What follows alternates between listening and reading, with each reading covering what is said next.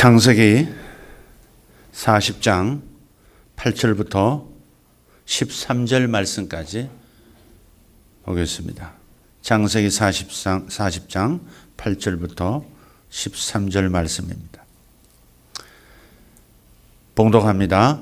그들이 그에게 이르되 우리가 꿈을 꾸었으나 이를 해석할 자가 없도다. 요셉이 그들에게 이르되 해석은 하나님께 있지 아니하니까 청하건대 내게 이르소서. 술 맡은 관원장이 그의 꿈을 요셉에게 말하여 이르되 내가 꿈에 보니 내 앞에 포도나무가 있는데 그 나무에 새 가지가 있고 싹이 나서 꽃이 피고 포도송이가 익었고 내 손에 바로의 잔이 있기로 내가 포도를 따서 그 즙을 바로의 잔에 짜서 그 잔을 바로의 손에 들였노라. 요셉이 그에게 이르되 그 해석이 이러하니 세 가지는 사흘이라. 지금부터 사흘 안에 바로가 당신의 머리를 들고 당신의 전직을 회복시키리니 당신이 그 전에 술 맡은 자가 되었을 때 하던 것 같이 바로의 잔을 그의 손에 드리게 되리이다. 아멘. 자, 오늘 말씀은 나는 해석을 잘하는 사람입니다. 나는 해석을 잘하는 요셉입니다. 하는 제목의 말씀으로 이어가도록 하겠습니다. 그래서 첫째로 요셉은 해석을 잘한 사람입니다. 해석을 잘한 사람. 무슨 해석을 잘한 사람이냐? 첫째로 자신이 꿈을 잘 꾸고 잘 해석했다는 겁니다.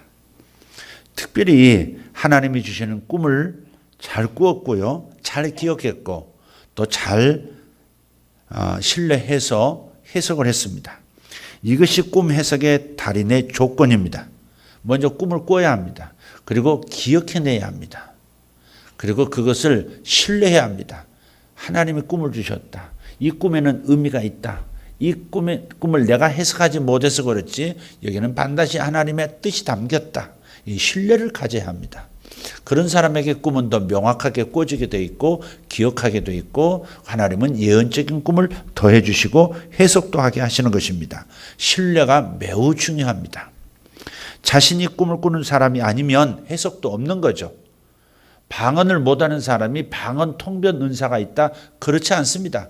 방언을 하는 사람들이 기도하다 방언 통변의 은사도 받는 것입니다.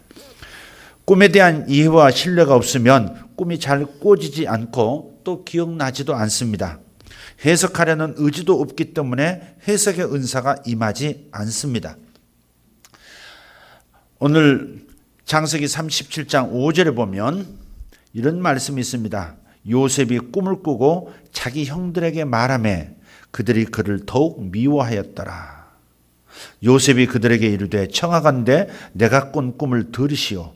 우리가 밭에서 곡식단을 묶더니 내 단은 일어서고 당신들의 단은 내 단을 둘러서서 절하더이다. 아멘. 여러분들이 요셉이니까 그렇게 아멘 하세요. 다른 단들이 여러분의 단에 벌떡 일어선 여러분의 단에 이렇게 절을 하는 그렇게 존귀하게 되는 그런 축복이 저와 여러분에게 있는 줄 믿습니다. 여러분 항상 나는 요셉입니다. 요셉을 내가 보는 게 아니라 내가 바로 요셉입니다. 이것이 우리의 마음속에 각인이 되고 뼈와 살에 새겨져야 합니다. 내가 바로 요셉입니다. 향후 7년 그리고 다시 7년 동안에 하나님 위대한 것을 경험하게 하실 것을 믿는 요셉입니다. 할렐루야. 그래서 요셉이 꿈을 꾸었다 하는 그 자체가 바로 영적인 사람이라는 것을 의미하는 것이고 자기 형들에게 말했다 이 말이 뭐예요? 자기가 믿기 때문에 꿈을 신뢰하기 때문에 이 꿈을 하나님이 주셨다고 신뢰하기 때문에 다른 사람에게 얘기까지 하게 되는 것입니다. 신뢰라는 것이 매우 중요하다는 말씀 다시 한번 드립니다. 또 창세기 40장 9절 말씀에 요셉이 37장 9절입니다. 요셉이 다시 꿈을 꾸고 그의 형들에게 말하여 이르되 내가 또 꿈을 꾼즉 해와 달과 11별이 내게 절하더이다 하니라. 계속해서 자기가 꿈만 꾸면 형들에게 얘기하는 거예요. 이것은 그만큼 꿈에 대한 기대, 신뢰가 있었다 하는 것입니다. 이게 이제 해석을 잘하는 비결이다.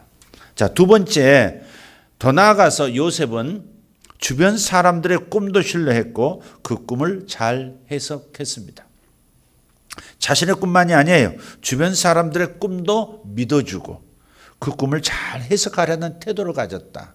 그것이 꿈 해석의 달인이 된 것이고 그의 성공의 결정적인 비결이 되었다 하는 것입니다.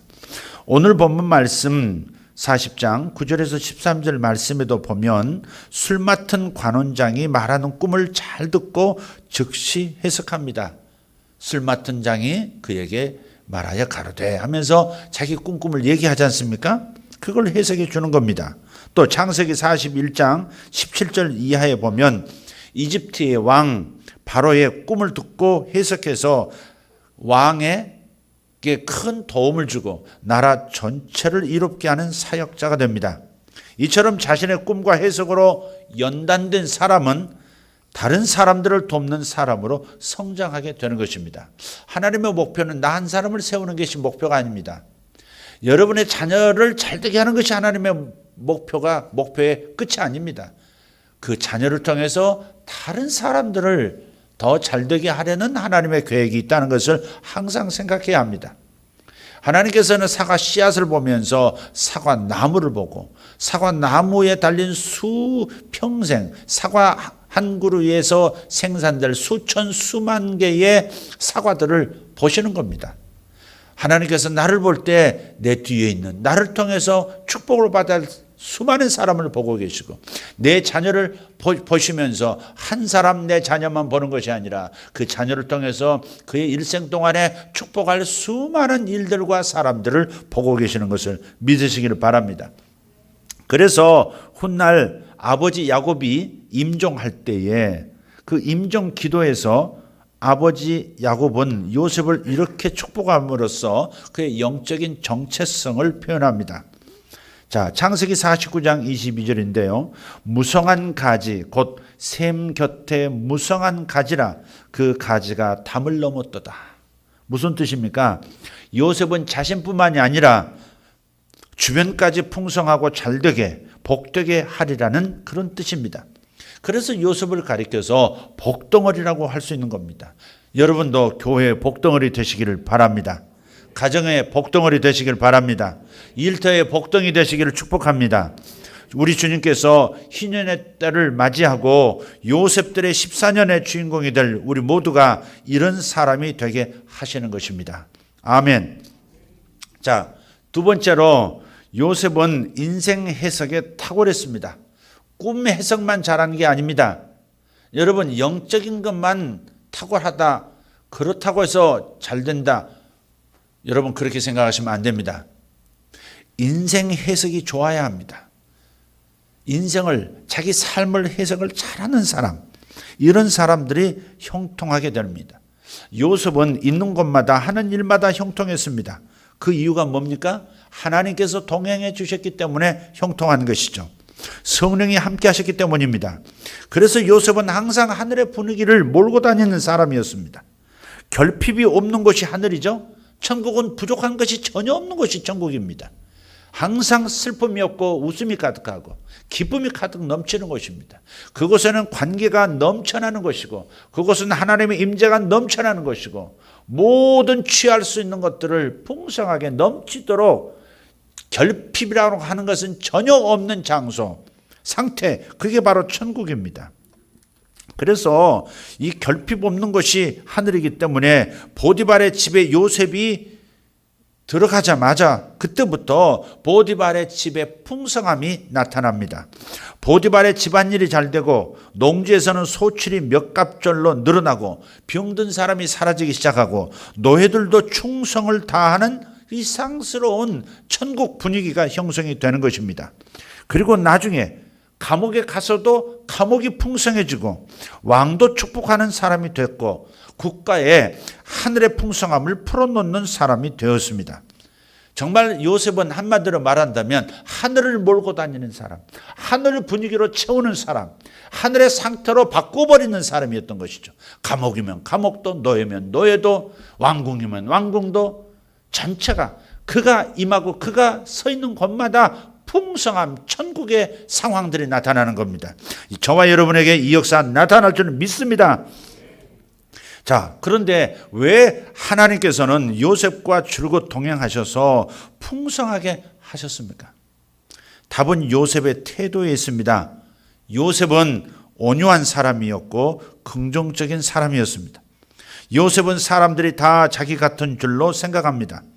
단지 자랑하기 위해서 자기 꿈을 얘기한 게 아닙니다. 그렇게 생각하면 오해입니다. 2번씩이나 꿈을 들려준 것은 형들이 자기의 꿈을 시기와 질투로 받아들이라고 생각하지 않았기 때문에 발설을 한 것입니다. 천진하게 얘기한 까닭, 모두가 다 긍정적으로 자기처럼 생각하리라 생각하고 함께 기뻐할 일로 받아들이게 될 것이라고 생각한 거예요.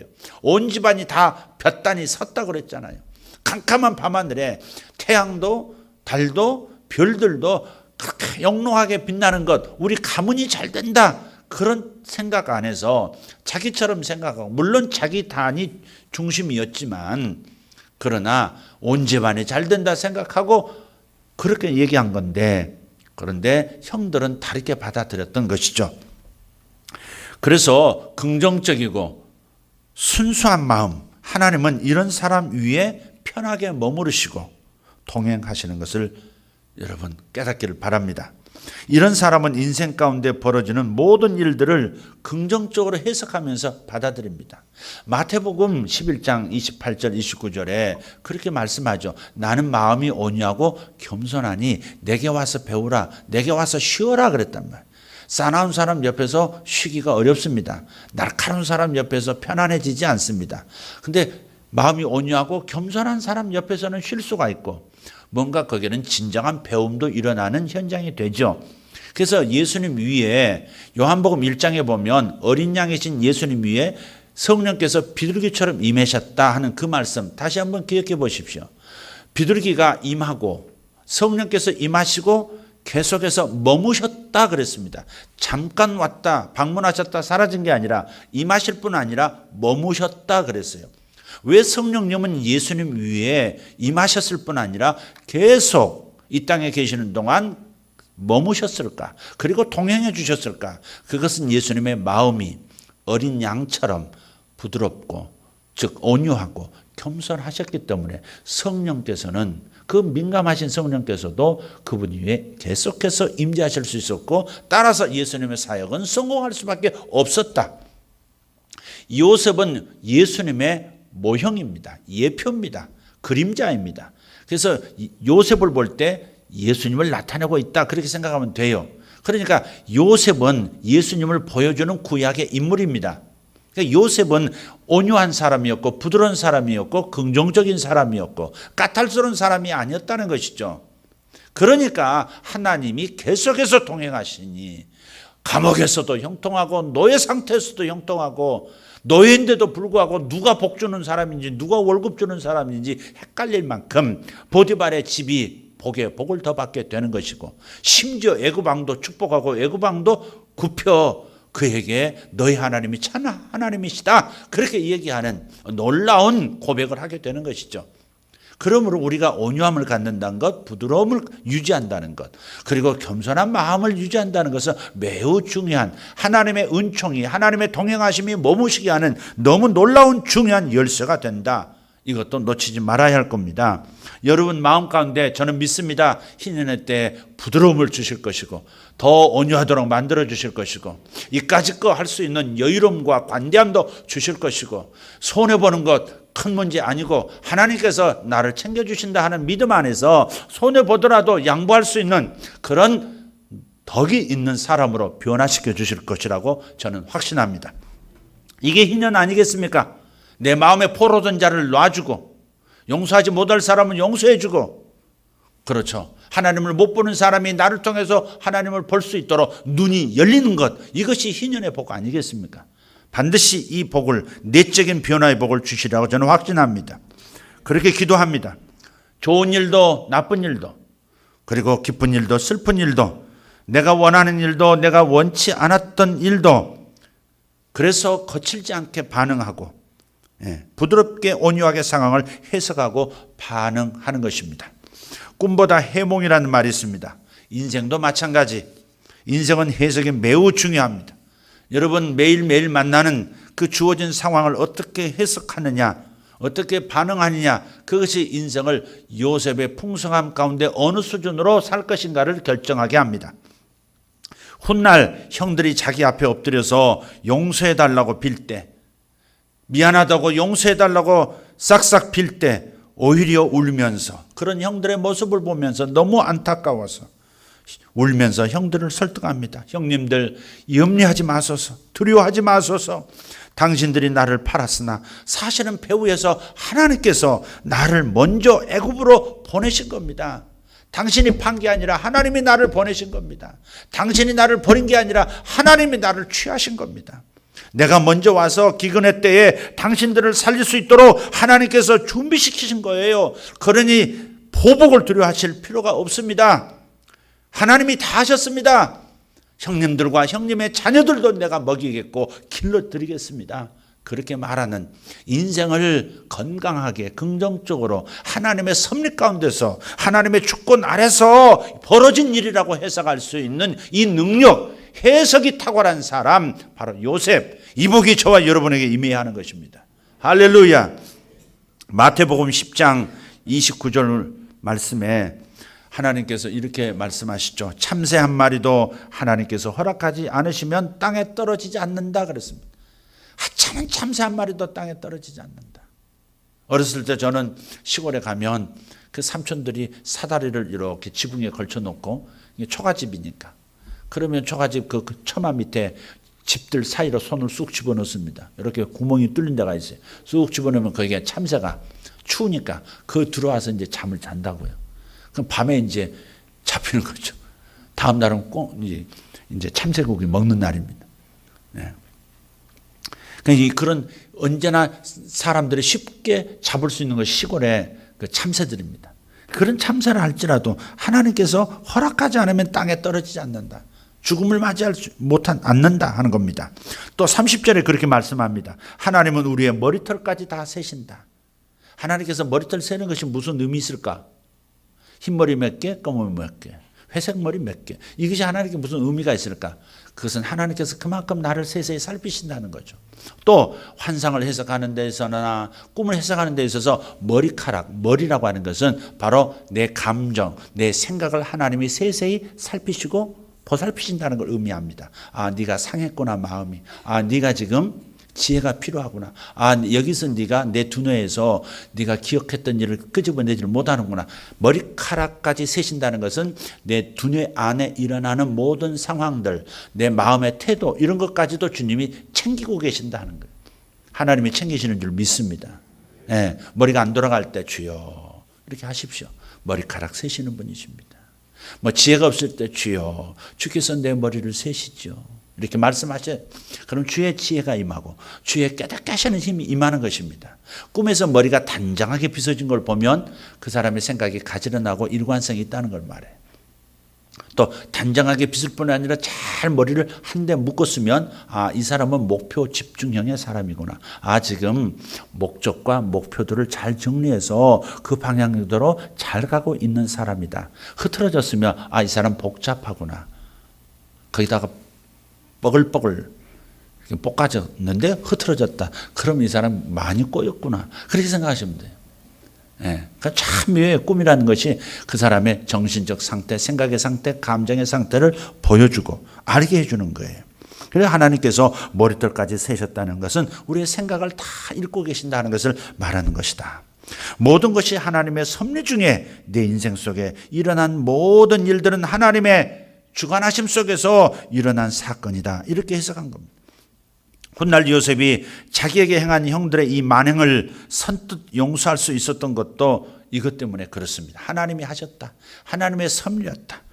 자, 그는 이 사건을 하나님께서 그에게 주신 세상을 구원하고자 하는 하나님의 꿈을 성취하기 위한 섭리로 이해했다는 것입니다. 이러한 태도, 인생 해석을 잘하는 이 태도가 우리에게 있어야 한다. 이게 바로 요셉이다. 오늘 본문 8절에 해석은 하나님께 있나이다 그랬어요. 내게 말하소서 그러나 해석은 하나님께 있나다. 이게 무슨 의미일까? 의미가 중첩된 것처럼 저에게 부딪혀요. 밤에 꾸는 꿈을 해석해 주시는 분이 하나님이시라고 하는 것을 표현하는 것이며, 동시에 내 삶의 상황 속에 벌어진 이 인생 상황에 올바른 해석을 주시는 분도 하나님이심을 고백한 겁니다.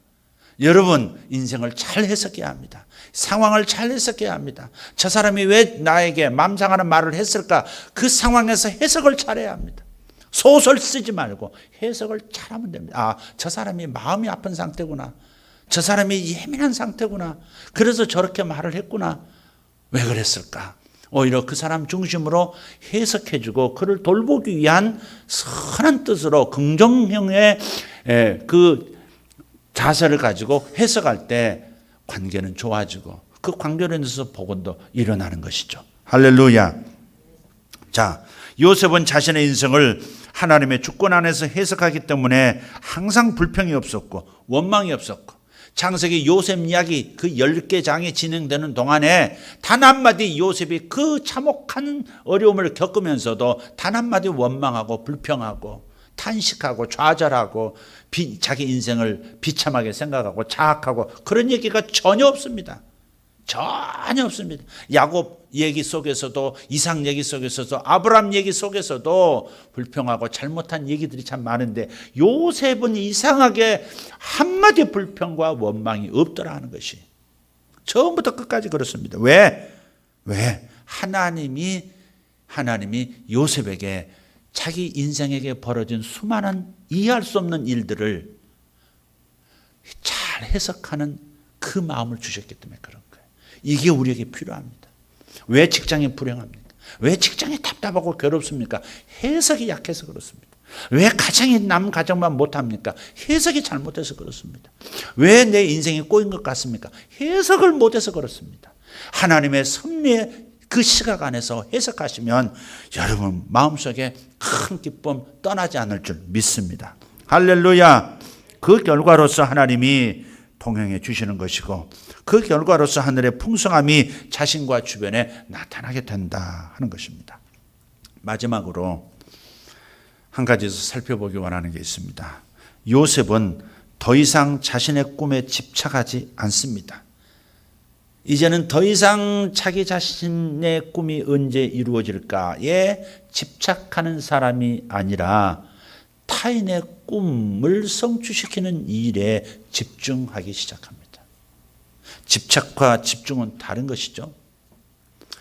많은 사람들이 그렇습니다. 언제나 내 꿈은 이루어지려나, 언제나 하나님은 내게 나타나 응답해 주시려나, 항상 여기에 집착하는 태도를 갖는 사람들 의외로 많습니다. 근데 요셉은 연단을 받으면서 그런 생각을 이제는 내려놓게 된 거예요. 오히려 다른 사람의 꿈에 관심을 갖고 그들의 꿈이 성취되는 것을 돕기 시작합니다. 그러다가 자신의 꿈이 함께 이루어진 것이죠. 큰 꿈을 품은 사람일수록 현실 속에서 지금 하루하루 살아가면서 다른 사람의 꿈을 돕는 겁니다. 자기 꿈을 버리고 포기하라고 접어버리라는 얘기가 아니라 자기 꿈은 다른 사람과 함께 이루어져 간다는 사실을 깨닫고 자기 꿈에 집착하면서 언제나 이루어지려나 현실과 아직 다가오지 않는 그 꿈 사이의 괴리 속에서 괴로워하고 원망하는 것이 아니라, 집착하는 것이 아니라, 아하, 내 꿈은 다른 사람을 돕는, 다른 사람의 꿈을 돌보고 가꾸어주고 함께 성취해 나가는 것을 기뻐하는 과정 속에서 나의 꿈은 함께 이루어져 가는 것이구나, 이걸 일찍 깨달았다는 것입니다. 좀 다른 얘기 하나 하겠습니다. 라면 왕의 얘기입니다. 라면 왕이 누군지 아십니까? 알려드릴게요. 안도 모모후쿠라고 하는 일본 사람입니다. 이 라면은 돈과 시간적 여유가 없는 사람들에게 식사 대용으로 널리 사랑을 받고 있는 식품이죠. 지금은 뭐 돈이 없어서 꼭 먹는 건 아니에요. 라면을 밥보다 좋아하는 사람도 있으니까. 그러나 그때는 그랬어요. 그래서 우리나라 산업발전 뒤에는 라면이 있었다는 말이 있습니다. 그런데 이 라면은 돈을 많이 벌어야 되겠다, 그런 야심을 가진 사람으로부터가 아니라 배고픈 사람들을 불쌍히 여기고 어떻게든 도와야겠다는 마음을 가진 사람으로부터 시작이 되었다고 합니다. 아까 말한 안도 모모후쿠라는 분입니다. 이 인스턴트 라면을 처음으로 만든 사람이에요. 2차 세계대전 후에 사람들이 먹을 것이 없어서 고생하는 것이 그에게 커다란 부담이었습니다. 이 사랑에서 나오는 부담, 이게 축복의 시작이에요, 사실은. 그분은 굶주린 사람들을 도울 수 있는 길이 무엇일까를 궁리하게 되었고, 그러다가 누구나 값싸고 간편하게 먹을 수 있는 인스턴트 라면을 개발하게 된 것입니다. 그리고 그는 수많은 시행착오 끝에 1958년 세계 최초의 인스턴트 라면, 치킨 라면을 탄생시킵니다. 그리고 1971년에는 뜨거운 물만 부으면 되는 컵라면을 개발해서 식품업계에 돌풍을 일으켰습니다. 그래서 그는 일본에서 제일 가는 라면 회사를 만들어서 큰 성공을 이뤘습니다. 남을 잘되게 했더니 자신도 잘되게 된 것이다 하는 겁니다. 이것이 상생의 원리고 또 성경이 중요하게 여기는 형통의 원리이기도 합니다. 잠언 11장 25절 매우 중요한 구절입니다. 남을 윤택하게 하는 자는 자기도 윤택하여지리라. 따라합시다. 남을 윤택하게 하는 자는 자기도 윤택하여지리라. 예, 남을 윤택하게 하려는 사람. 예, 안도 모모후쿠.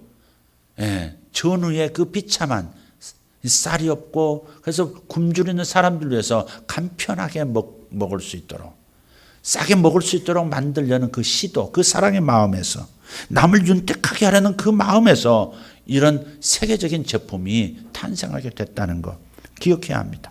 이런 사람은 누구에게나 어디서든지 환영받고 인정받고 사랑받고 존중받습니다.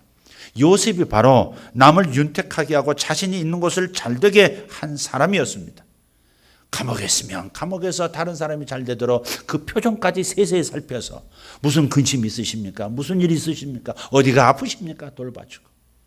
이런 사람은 정스럽잖아요. 이런 사람은 가까이 두고 싶고 사귀고 싶고 자기도 주고 싶고 그러잖아요. 형들이 죽이고 싶을 만큼 아버지의 사랑을 독차지했던 그 부잣집의 귀한 아들이 하루아침에 낯선 이국 땅에서 노예로 전락했습니다.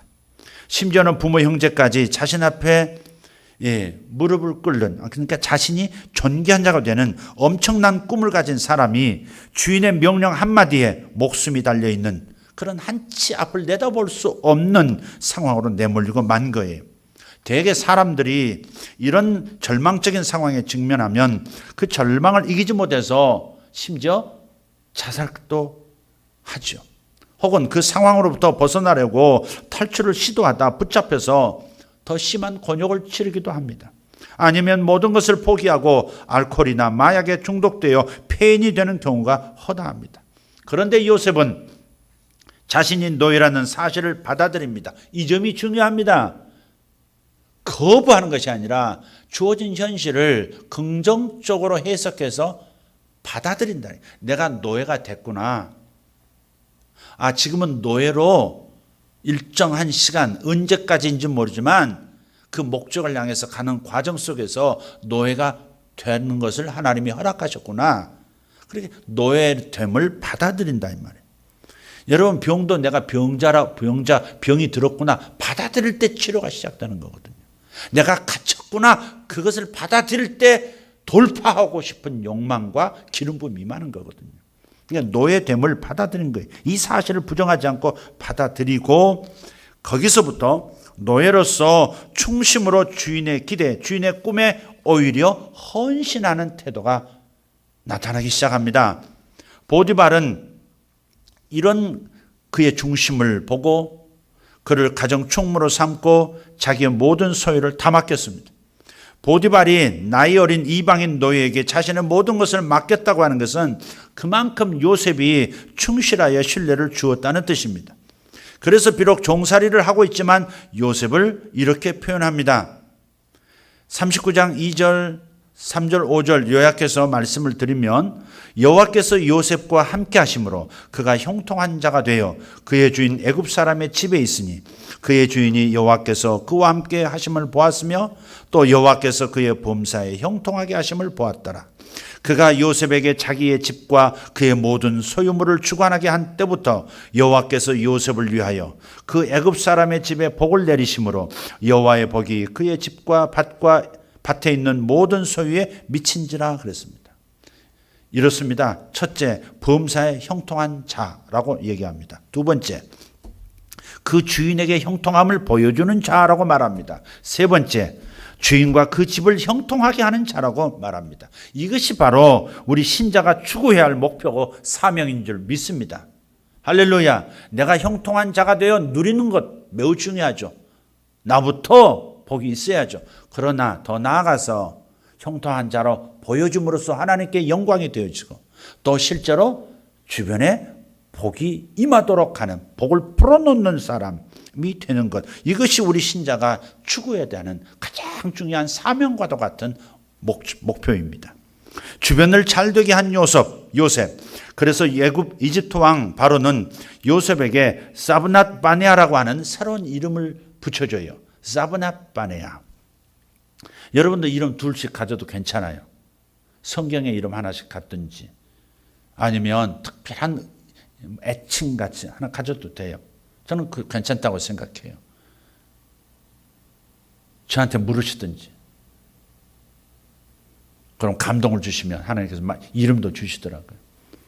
한번 해보실 필요가 있어요. 이게 사브네 바네야. 근데 이름의 뜻이 뭐냐면 생명을 주는 사람, life giver, 생명을 주는 사람이란 뜻이에요. 신자는 주님 덕에 사는 사람들인 것을 믿습니다. 주님의 은혜로 살고 주님의 사랑으로 사는 사람들입니다. 이제는 그것을 주변에 나누며 살려는 마음도 가져야 합니다. 그것이 바로 요셉 마인드입니다. 나 때문에 다른 사람이 잘 되고, 나 때문에 다른 사람이 복을 받고, 나 때문에 다른 사람이 형통하고, 나 때문에 다른 사람이 행복하도록 해야 합니다. 나 때문에 가정이 행복해야 하고, 나 때문에 교회가 행복하고, 나 때문에 회사가 잘 되고, 주여 언제까지 해야 되나? 나 때문에 아내가 행복하고, 나 때문에 남편이 행복하고, 나 때문에 자녀가 행복하도록. 할렐루야. 주변을 잘되고 행복하게 만드는 주인공이 바로 주님을 믿는 내가 되어야 합니다. 이것이 요셉의 삶이고 이것이 희년의 요셉이 되고 싶어하는 사람의 중심 사고방식이어야 합니다. 우리도 이런 아름다운 요셉의 삶을 하나님 반드시 살게 하실 줄 믿습니다. 아멘. 자, 이제 말씀을 들었으니 말씀과 기도, 역시 말씀과 기도를 했습니다. 말씀을 들었으니까 이것을 기도합시다. 첫째, 꿈을 잘 꾸고 잘 해석하게 하소서. 이 기도를 하십시오, 오늘 아침. 두 번째, 나뿐 아니라 주변 사람의 꿈을 잘 해석하는 은사를 주시옵소서. 나와 다른 사람, 나와 주변 사람의 꿈을 잘 해석하는 은사를 달라고. 언제 어디서나 무기가 되게 해달라고. 그렇게 은사를 달라고 기도하십시오. 두 번째, 세 번째, 인생 해석도 잘해서 행복한 삶을 누리게 해 주시옵소서. 인생 해석 잘하게 도와주십시오. 밤의 꿈 해석 잘할 뿐 아니라 인생 해석도 잘하게 도와주십시오. 마지막으로 기도할 제목입니다. 내 꿈 왜 안 이루어지고 있느냐 원망하지 않고 주변 사람의 꿈 이루도록 돕는 사람 되게 하소서. 그러면 내 꿈은 저절로 이루어지는 것이죠. 내 꿈은 그 다음 저절로 이루어지는 것이니까 내 꿈에 집착하지 말고 언제 이루어지지나 왜 안 이루어지나 원망에 사로잡히지 말고 주변에 곁에 있는 사람을 어떻게 성공시킬까, 어떻게 도와줄까, 그 꿈이 어떻게 성취되는 것을 보고 싶다는 선한 마음을 가지십시오. 그러면 그 사람들의 그대를 술 맡던 관원장이 그를 끄집어내어 바로 앞에 세웠듯이 여러분을 끄집어내어 더 높은 차원으로 인도해 줄 믿습니다. 이것이 하나님의 섭리의 방식입니다. 할렐루야.